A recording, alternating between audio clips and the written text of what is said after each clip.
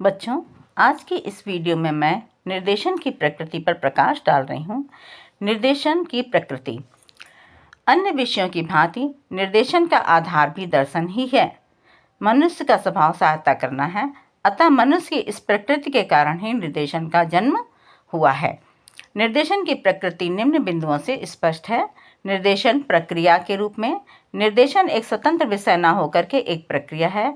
इसका उद्देश्य सामाजिक आवश्यकताओं के अनुरूप व्यक्ति का विकास करना है। निर्देशन निरंतर चलने वाली प्रक्रिया। निर्देशन निरंतर चलने वाली प्रक्रिया है, क्योंकि व्यक्ति को जीवन भर विभिन्न समस्याओं का समाधान करने हेतु निर्देशन की आवश्यकता पड़ती है। निर्देशन एक शैक्षिक सेवा है। अन्य सेवाओं की भांति निर्देशन एक शैक्षिक सेवा भी है, क्योंकि व्यक्ति को जीवन के विभिन्न स्तरों पर विभिन्न विषयों का चयन करने हेतु निर्देशन की आवश्यकता पड़ती है।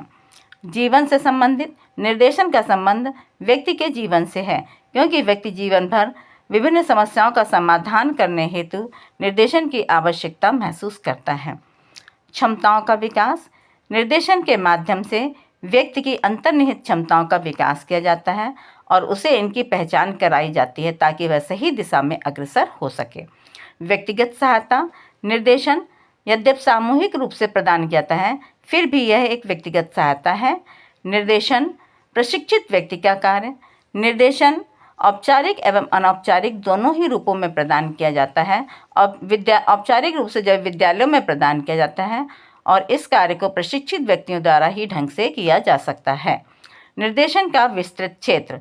जीवन के विभिन्न क्षेत्र जिस प्रकार से व्यापक होते जा रहे हैं, उसी प्रकार से निर्देशन का क्षेत्र भी विस्तृत होता जा रहा है। अतः निर्देशन का क्षेत्र अत्यंत विस्तृत है और समायोजन में सहायक। व्यक्ति को जीवन में समायोजन करने हेतु विविध परिस्थितियों का सफलतापूर्वक सामना करने के लिए और अनुकूलन करने के लिए निर्देशन की आवश्यकता महसूस होती है। अतः निर्देशन समायोजन में भी सहायक है। व्यक्ति केंद्रित सेवा। निर्देशन व्यक्ति केंद्रित सेवा है, क्योंकि इसके केंद्र में सेवार्थी रहता है। उसे ध्यान में रख करके ही निर्देशन प्रदान किया जाता है। निर्देशन थोपा नहीं जाता।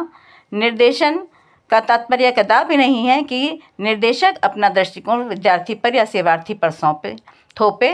वह उसको अपनी योग्यता एवं क्षमताओं को समझकर स्वनिर्देशन हेतु प्रेरित करता है। इस प्रकार निर्देशन थोपा नहीं जाता। आत्मनिर्देशन की योग्यता का विकास। निर्देशन के द्वारा बालक को का विकास इस प्रकार किया जाता है कि वह विभिन्न समस्याओं का सामना करने हेतु स्वयं सही निर्णय ले सके और अपना विकास कर सके, अपनी समस्याओं का समाधान कर सके। नेक्स्ट, भावी जीवन की तैयारी में सहायता। निर्देशन का कार्य बालक को भावी जीवन की तैयारी में सहायता प्रदान करना है। निर्देशन के माध्यम से वह सही योजना बनाने में समर्थ होता है। निर्देशन एक सहकारी प्रक्रिया। निर्देशन एक व्यक्ति द्वारा नहीं प्रदान किया जाता, बल्कि पूरी टीम के द्वारा प्रदान किया जाता है। इसमें अभिभावक, माता पिता, शिक्षक एवं परामर्शदाता सभी समन्वित रूप से सहयोग प्रदान करते हैं। अतः इस प्रकार निर्देशन जो है एक सहकारी प्रक्रिया है। निर्देशन सभी के लिए। निर्देशन किसी एक व्यक्ति को प्रदान नहीं किया जाता, बल्कि प्रत्येक व्यक्ति को इसकी आवश्यकता महसूस होती है। शादी व्यावसायिक जीवन में स्थापित होने के बाद भी उसे कई समस्याओं का सामना करना पड़ता है। समायोजन की विशेष आवश्यकता महसूस होती है या कई समस्याओं का सामना करने हेतु उसे निर्देशन की आवश्यकता पड़ती है। अतः निर्देशन सभी के लिए है। निष्कर्षतः कुप्पूस्वामी के अनुसार निर्देशन व्यक्ति को अपने समायोजन की समस्याओं में सहायता देने की प्रक्रिया है। अतः निर्देशन की प्रकृति में उक्त सभी गुण व्याप्त होते हैं। अतः निर्देशन सभी के लिए आवश्यक है।